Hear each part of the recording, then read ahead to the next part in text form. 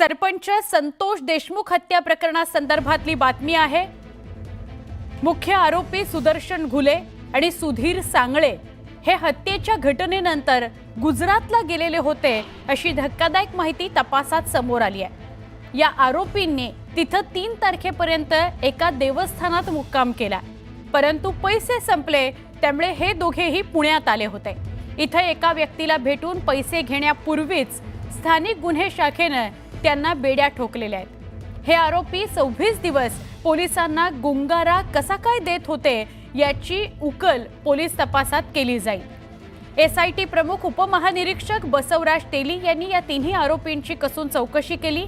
यामध्ये सीआयडीच्या अधिकाऱ्यांनी सहभाग नोंदवत प्रश्नांची सरबत्ती केली। त्याची उत्तरे देताना तिन्ही आरोपींना घाम फुटल्याची माहिती पोलीस सूत्रांनी दिलेली आहे।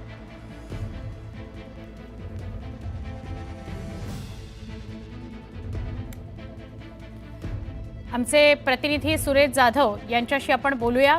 सुरेश, आपण बघितलं तर काल या सगळ्या विषयीचे अपडेट आपण देत होतो की कोर्टात त्यांना नेलं गेलं, कोर्टामध्ये त्यांना 14 दिवसांची पोलीस कोठडी झालेली आहे।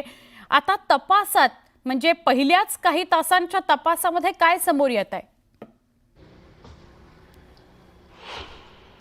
ज्यावेळेस पोलीस कोठडी सुनावण्यात आली त्यानंतर हे जे आरोपी आहेत यांना नेकतूर पोलीस स्टेशन या ठिकाणी आणण्यात आलं आणि त्या ठिकाणी एसआयटीचे प्रमुख असलेले बसवराज तेली त्याचबरोबर सीआयडीचे जे वरिष्ठ अधिकारी आहेत यांनी जवळपास 4.5 तास त्यांची कसून चौकशी केली आणि एकूण 26 दिवस कुठल्या ठिकाणी लपून बसले होते, फरार झाल्यानंतर कोणत्या कोणत्या ठिकाणी गेले होते, त्याचबरोबर त्यांनी जे शस्त्र वापरले होते ते शस्त्र कोणत्या ठिकाणी त्यांनी टाकून दिले, एवढंच नाही तर एकंदरीत या सगळ्या प्रकरणामध्ये त्यांना कुणी मदत केली, सहकार्य कुणी केलं होतं, पैसे कुणी पाठवले होते, या सगळ्या गोष्टींचा प्रश्न विचारल्यानंतर याची उकल झालेली। विशेष म्हणजे हे सगळे जे आरोपी होते हे गुजरातला गेले होते। गुजरातला जाण्याच्या अगोदर ते काही दिवस महाराष्ट्रामध्ये होते। मात्र या संपूर्ण प्रकरणाची गंभीरता त्यांनी YouTube वरती एका दुसऱ्या व्यक्तीच्या मोबाईलवरती पाहिली, त्यानंतर हे गुजरातला पळून गेले। गुजरातला 15 दिवस एका शिव मंदिरामध्ये त्या ठिकाणी वास्तव्यास होते आणि तिथंच जो महाप्रसाद आहे त्या ठिकाणी जेवण करायचे आणि त्याच ठिकाणी राहायचे। मात्र पैसे संपल्यानंतर त्यांच्यातला एक जण म्हणजे 3 जण जे फरार आरोपी आहेत त्यातला कृष्णा आंधळे, सुधीर सांगळे आणि सुदर्शन घुले हे तिघही एक सोबत त्या ठिकाणी गेलेले होते। मात्र पैसे संपल्यानंतर सुरुवातीला जो कृष्णा आंधळे आहे हो पुण्यामध्ये पैसे आणण्यासाठी आला। पैसे घेऊन परत जात असताना या तिघांना विश्वास वाटला नाही, या दोघांना विश्वास वाटला नाही म्हणून हे दोघंही परत पुण्याला आले आणि पुण्यामध्ये काल त्यांना बानेर या ठिकाणी अटक करण्यात आली।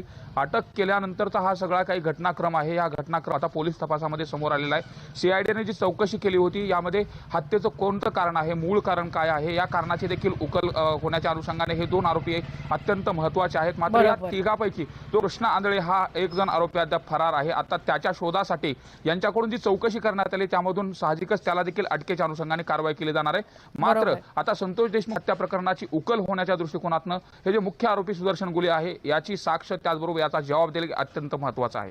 अगदी बरोबर, म्हणजे व्याप्ती खूप मोठी आहे या प्रकरणाची, पण या मुख्य सूत्रधाराला अटक झाल्यामुळे आणि त्या सांगळेला अटक झाल्यामुळे खूप काही महत्त्वाच्या गोष्टी समोर येऊ शकतात। धन्यवाद ही माहिती दिली सुरेश आपण त्याबद्दल।